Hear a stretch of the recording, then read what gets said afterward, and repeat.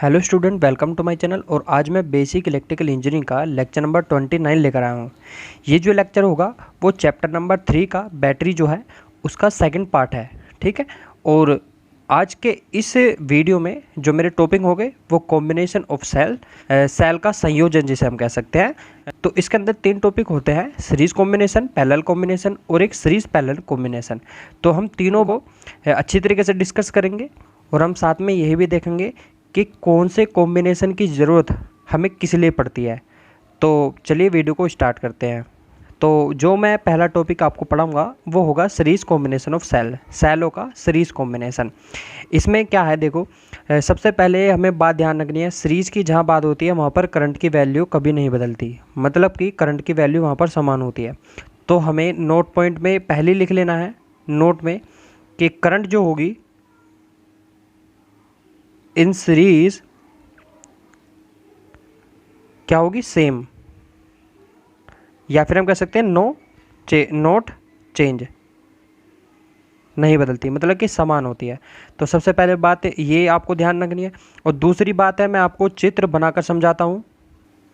और जो दूसरी बात है, देखो मैंने चित्र बना लिया है कि ये जो आपको सामने सेल से दिखे हैं ये सेल श्रेणी क्रम में जुड़े हुए हैं, मतलब कि ये जो पहला सेल है इसका जो एंड का टर्मिनल है वो दूसरे सेल के पहले टर्मिनल से जुड़ा हुआ है, ठीक है। इसी प्रकार जो क्रम है वो श्रेणी क्रम होता है। इस क्रम के अंदर देखो धारा की वैल्यू जो होगी वो समान होगी।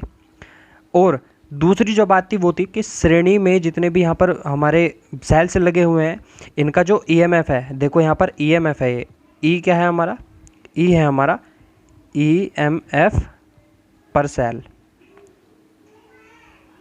तो प्रत्येक सेल का जो होगा वो ईएमएफ है ई, और जो आर है वो है हमारा इंटरनल रेजिस्टेंस किसका, इंटरनल रेजिस्टेंस ऑफ सेल का इंटरनल रेजिस्टेंस होगा आर। और जो हमारा आर है ये हमारा लोड रेजिस्टेंस। और करंट आई है हमारा, आई जो है वो करंट है, टोटल करंट कह सकते हैं इसे, जो हमारी प्रवाहित हो रही है वही करंट है जो पूरी प्रवाहित हो रही है इसके अंदर। ये करंट कभी नहीं बदलने की, क्योंकि सीरीज़ के अंदर करंट की वैल्यू हमेशा समान होती है। और दूसरा नोट पॉइंट आप याद रखो, श्रेणी में लगे हुए वोल्टेज का कुल योग लोड के अक्रॉस प्राप्त होने वाले वोल्टेज ड्रॉप के बराबर होता है। तो सपोज करो कि यहाँ पर जो वोल्टेज है और यहाँ पर जो वोल्टेज है और यहाँ पर जो वोल्टेज है, ऐसे ही करके जो n तक वोल्टेज होगा अगर हम इन सब का योग कर देते हैं तो इनकी टोटल वोल्टेज आती है उसके एक्रॉस लगे हुए लोड के पास। सही है, कहने का मतलब हम ये भी कह सकते हैं कि जो लोड के एक्रॉस वोल्टेज होगी वो ये जितने भी सीरीज़ में सेल्स लगे हुए हैं उनके ईएमएफ के टोटल के बराबर होगा, ये जो टर्मिनल ए और बी है यहाँ पर, ठीक है। तो अब हम देखते हैं कि इसकी इक्वेशन बना कर देखते हैं, जो इसमें बहने वाली करंट है इसकी वैल्यू क्या होती है और कैसे निकालते हैं हम। तो अब देखो ए और बी के अक्रॉस कुल विद्युत भागफल क्या होगा।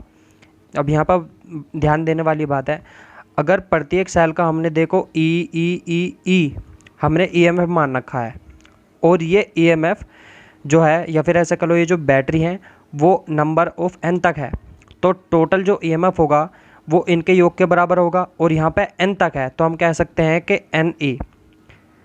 तो इस ए और बी के अक्रॉस जो ईएमएफ होगा वो एन ई होगा, क्योंकि अगर सपोज करो ये 5 वोल्ट का ईएमएफ होता, 5 वोल्ट का होता और ये 10 होते 10 बैटरी लगी होती, तो हम क्या कह सकते थे 10 पंजे 50, तो यहाँ टोटल जो वोल्ट आता वो 50 आता। इसी प्रकार देखो यहाँ पर एन ई लिखा हुआ है, ठीक है। और अब हम देखते हैं कि इस पूरे परिपथ का रेजिस्टेंस कितना है। देखो ए टोटल रेजिस्टेंस कहेंगे इधर, टोटल रेजिस्टेंस क्या होगा, देखो इस परिपथ के अंदर सीरीज में एक तो आर लोड का रेजिस्टेंस है, ठीक है, और ये जो सेलों का इंटरनल रेजिस्टेंस दिखा है आपको आर, तो ये प्लस में आएगा ज़रूर आर। और ध्यान देने वाली बात यह है कि ये जो है सीरीज़ में जुड़े हुए हैं और इनके इंटरनल रेजिस्टेंस भी कितने होंगे, देखो एन ही होंगे। सही है, क्योंकि जो ईएमएफ है वो भी एन तक ही है तो रेजिस्टेंस भी एन तक ही होंगे, तो हम एन आर प्लस आर कहेंगे। एन आर मतलब कि स्मॉल आर और प्लस आर। तो इस पूरे परिपथ का टोटल जो रेजिस्टेंस होगा वो होगा R प्लस एन आर। ठीक है, अब इसके अंदर जो बहने वाली धारा होगी I बराबर वो होगी ए बी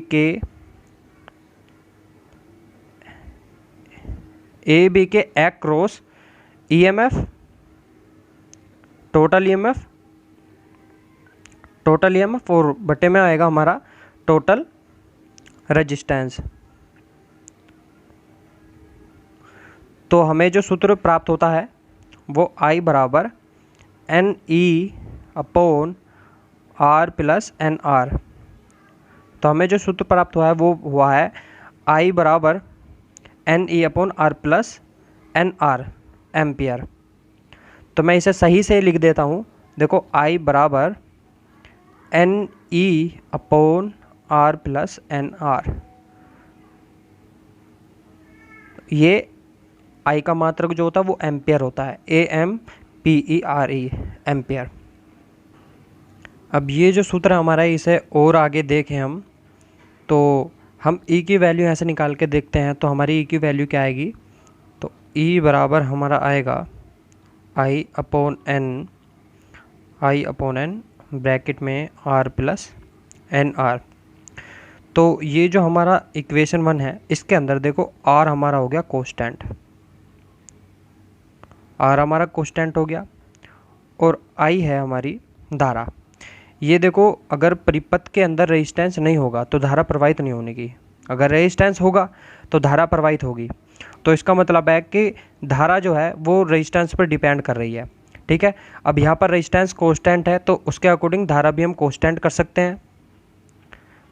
तो क्या ये कांस्टेंट तो हमारा क्या बचा, N अपॉन NR, मतलब कि स्मॉल r, N से N कट गया तो हम क्या कह सकते हैं, E प्रोपोर्शनल R कह सकते हैं। तो यहाँ से हमें दिख रहा होगा जो इंटरनल रेजिस्टेंस है जैसे जैसे R बढ़ेगा वैसे वैसे EMF की वैल्यू बढ़ेगी, क्योंकि जो वोल्टेज ड्रॉप होता है वो IR होता है। सही है, I की वैल्यू कांस्टेंट हो गई और R की वैल्यू जैसे जैसे बढ़ेगी वैसे वैसे वोल्टेज ड्रॉप बढ़ेगा। हम कह दो कि बैटरी का वोल्टेज वैसे ही बढ़ेगा। ठीक है, तो हम क्या कह सकते हैं, R की वैल्यू बढ़ाने का मतलब यहाँ पर यह है R की वैल्यू नहीं बढ़ाना, इसका मतलब है कि सीरीज में R मतलब कि सेलों को जोड़ना। जैसे जैसे हम देखो इस R से बढ़ने का मतलब है यहाँ पर कि ये जो R है ऐसी सीरीज में और बैटरी जोड़ना, क्योंकि प्रत्येक बैटरी का एक ना एक R होगा और उसी के साथ ही इस पूरे परिपथ की जो होगी वो वोल्टेज बढ़ती जाएगी। तो इस इक्वेशन से हमें ये पता चलता है। और यहाँ पर मेन बात क्या है, देखो ये जो सीरीज कॉम्बिनेशन है मैं यहाँ पे लिख देता हूँ, देखो तो सीरीज कॉम्बिनेशन जो है वो हम अधिक वोल्टेज को प्राप्त करने के लिए प्रयोग करते हैं। तो हम क्या करेंगे, सेल को जो है वो हम सीरीज में कनेक्ट कर देंगे और सेलों का समूह हमारा बैटरी बन जाता है। तो जो हम बैटरी प्रयोग करेंगे जहाँ पर हमें अधिक वोल्टेज की आवश्यकता होगी तो वहाँ पर हम सेलों को सीरीज में कनेक्ट कर हम वहाँ पर एक अधिक वोल्टेज बना सकते हैं। ठीक है, अधिक वोल्टेज प्राप्त कर सकते हैं और धारा को हम उतना ही बना सकते हैं जितना एक बैटरी से या एक सेल से आता है। अब हम चलते हैं सेकंड मेथड पर, जो कि हमारा होगा पैरेलल कॉम्बिनेशन। तो अब हम देखते हैं पैरेलल कॉम्बिनेशन ऑफ सेल्स। तो मैं पहले एक चित्र बना लेता हूँ जिसके अंदर सेल्स जो पैरेलल में जुड़े होंगे और इसका जो कॉम्बिनेशन होगा वो लोड के अक्रॉस में होगा। ठीक है, तो देखो ये जो चित्र बनाया गया है इसके अंदर देखो सेल्स हैं ये, जिनका EMF E है और प्रत्येक सेल का जो इंटरनल रेजिस्टेंस है वो R है। और ये जो सेल्स हैं वो समांतर क्रम में जुड़े हुए हैं, मतलब कि नंबर ऑफ N तक सेल्स जो है वो पैरेलल में जुड़े हुए हैं। ठीक है, हम जो ये N मानने हैं, N तो हमने श्रेणी वाले में श्रेणी संयोजन तो था उसमें मान लिया, हम इसे M मानते हैं, मतलब कि M नंबर है, M नंबर ऑफ ब्रांचेस कह लो, M नंबर ऑफ सेल कह लो, जो कि पैरेलल में जुड़े हुए हैं। ठीक है, और यहाँ प्रत्येक सेल से कुछ ना कुछ धारा आएगी। हमने मान लिया I1, I2, I3 और I4 इधर से आ रही है, लेकिन टोटल जो धारा है वो हमारी I है। ठीक है, ये कुंची के है, इसे लगाने पर इस परिपथ में जो ये जो हमारा लोड रेजिस्टेंस है, लोड रेजिस्टेंस, इसमें धारा प्रवाहित होगी। सबसे पहले मैं जो चीज़ मैंने आपको बताई है इन्हें लिख देता हूँ।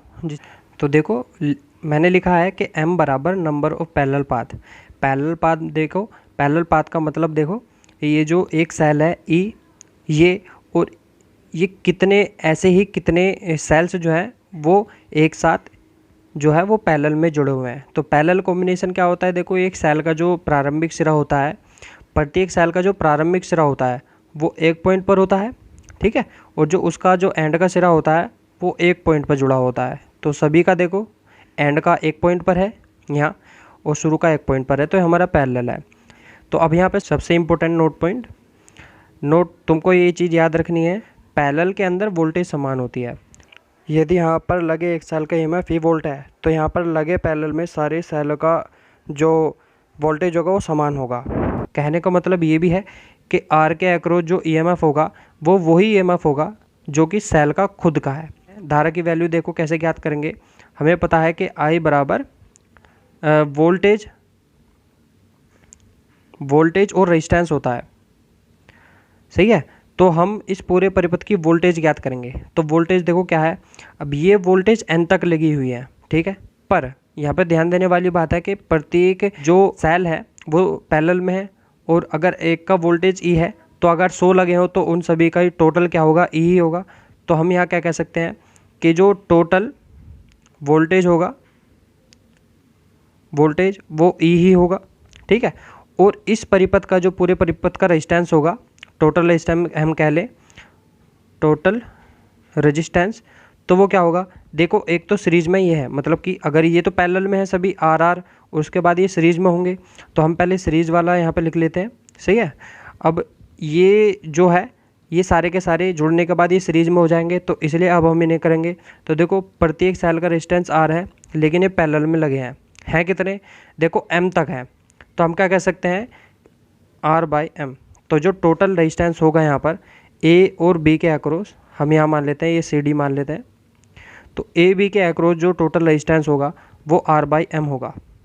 आप चाहे तो करके देख सकते हो, कैसे मैं आपको चलो बता देता हूँ।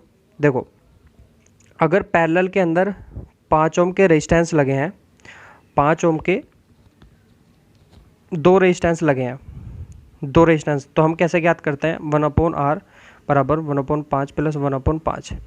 तो यहाँ पर टोटल क्या आएगा, तो देखो 2/5 आया, हम इसे उल्टा कर देंगे तो r बराबर क्या होगा 5/2। तो हमने यहाँ देखा कि ये जो 2 रेजिस्टेंस है सेम है, हमने उनका आधा कर दिया तो टोटल रेजिस्टेंस निकल गया। अगर यहाँ पे 5 ओम के 50 कर देते तो हम क्या करते, देखो 5 ओम के 50 है, पहले 2 था तो अब यहाँ पर 50 कर देंगे केवल, बस यही। अब यहाँ n हो तो क्या 5/n करेंगे, तो इसी प्रकार r/m कर देंगे यहाँ पर, तो टोटल रेजिस्टेंस निकल गया। अब जो धारा आएगी वो I बराबर एक तो E है और टोटल रेजिस्टेंस क्या हुआ हमारा R प्लस R/m। तो ये जो हमारी इक्वेशन आई है या करंट की जो वैल्यू आई है वो हमारी पैरेलल सर्किट के अंदर आई है। इसके अंदर ध्यान हमें ये रखना है, तो यहाँ देखो क्या, अगर धारा की वैल्यू यहाँ से आएगी और यहाँ से यहाँ पे किरचॉफ करंट लॉ का रूल क्या है कि आने वाली धारा बराबर जाने वाली धारा, तो इधर क्या होगा, धारा की वैल्यू ज़्यादा होगी इन सब के योग के। तो हम क्या कह सकते हैं कि I बराबर I1 plus I2 plus I3 plus IN तक, मतलब ले जाओ प्लस करके n तक ले जाओ, तो यहाँ पर धारा की वैल्यू क्या मिलेगी, अधिक मिलेगी। तो यहाँ पर हम पैरेलल सर्किट में क्या पता चला कि यदि हमें अधिक धारा की ज़रूरत होगी सेल के द्वारा, अगर हमारे पास सेल्स हैं और हमें अधिक धारा की ज़रूरत होगी कहीं पर, तो हम क्या करेंगे उन सेलों को पैरेलल में जोड़ देंगे, तो वहाँ पर क्या होगी, वोल्टेज तो समान होगी लेकिन धारा की वैल्यू अधिक मिलेगी, ठीक है। अब हम चलते हैं तीसरे टॉपिक के ऊपर। तीसरा टॉपिक होगा हमारा सीरीज पैरेलल कॉम्बिनेशन। तो देखो सेलों का श्रेणी समांतर संयोजन। तो मैं इस टॉपिक को समझाने से पहले इसका चित्र बना लेता हूँ, मतलब कि सेलों को श्रेणी में और पैरेलल में एक साथ कॉम्बिनेशन कैसे बनाते हैं, तो चित्र में मैं आपको बनाकर बताऊँगा। तो देखो मैंने चित्र और इस चित्र के बारे में सब कुछ मैंने यहाँ पर लिख दिया है, ठीक है। देखो क्या है, मैंने बताया कि जितने भी सेल हैं उनका ईएमएफ ई होगा, तो मैंने लिखा देखो प्रत्येक सेल का ईएमएफ ई है। और यहाँ पर पहले बता दूँ मैं, ये जो नंबर लिख रहे हैं ना, ये 1 2 3 4 ये नंबर ऑफ सेल्स हैं सीरीज़ में कनेक्ट हुए हुए, ठीक है। तो एन का मतलब हमें दिखता है, तो सीरीज़ में कनेक्ट हुए हुए नंबर ऑफ, मतलब कि नंबर है सेलों के, ठीक है। और यहाँ जो आर होगा, मैंने आर नहीं लिखा, देखो आर जो होगा वो प्रत्येक सेल का आर ही इंटरनल रेजिस्टेंस होगा। ये जो आर है इंटरनल रेजिस्टेंस हो पर सेल का। तो मैं ज़्यादा लिख कर टाइम वेस्ट नहीं करता, तो आपको पता है कि प्रत्येक सेल का आर होगा। ठीक है, अब यहाँ का देखो, ये जो लिखा है 1 2 3 4, यहाँ जो 1 2 3 और एम का मतलब ये जो पैरेलल ब्रांचेस है ना, ये देखो एम तक है, नंबर ऑफ एम तक। तो मैंने यहाँ देखा नंबर ऑफ पैरेलल ब्रांचेस। ठीक है, और ये जो आर होगा, आर ये हमारा लोड रेजिस्टेंस है, और आई जो होगी वो टोटल करंट होगी। अब हमें यहाँ पर आई की वैल्यू हमें ज्ञात करनी है। देखो मैं थोड़ा ऊपर करके बता देता हूँ। तो आई की वैल्यू हमें ज्ञात करनी है। हमें पता है कि वोल्टेज अपॉन रेजिस्टेंस होता है, लेकिन इस पूरे परिपथ का वोल्टेज हमें ज्ञात करना पड़ेगा। सबसे पहले हम क्या देखते हैं कि सीरीज में कितना वोल्टेज है। सीरीज वोल्टेज देखते हैं। तो देखो यहाँ पर आपको क्या दिखा, 1 2 3 4 और एन तक लगे हुए ईएमएफ है। तो टोटल ईएमएफ क्या होगा, एन ई। ठीक है, और पैरेलल में कितना होगा, तो पैरेलल में बताइए। अब मैं आपको एक चीज़ और बता देना चाहता हूँ। आप सोच रहे होंगे कि पैरेलल में क्या, तो देखो जितना जो रेजिस्टेंस यहाँ पर आया है सीरीज के अंदर, उतना ही यहाँ पर और यहाँ पर और यहाँ पर सबका समान होगा, सब में समान होगा। तो कहने का मतलब है ये जो रेजिस्टेंस है सीरीज वाला, पैरेलल में भी उतना ही होगा। मैंने आपको बताया था कि पैरेलल में वोल्टेज समान होता है। तो यहाँ पे पैरेलल में वोल्टेज समान आपको पता चल गया। तो इसका मतलब क्या है, यहाँ पे जितना वोल्टेज होगा सीरीज में, उतना ही पैरेलल में सब जगह समान होगा। यहाँ पर इस ब्रांच में समान होगा, इस ब्रांच में समान होगा, इस लोड के अक्रॉस भी यही वोल्टेज होगा, एन ही। ठीक है, अब यहाँ पर क्या देखते हैं, टोटल रेजिस्टेंस देखते हैं। देखो टोटल रेजिस्टेंस, पहले हम देखते हैं सीरीज रेजिस्टेंस, मतलब कि स्मॉल आर का देखते हैं पहले। स्मॉल आर के लिए सीरीज रेजिस्टेंस कितना बैठता है।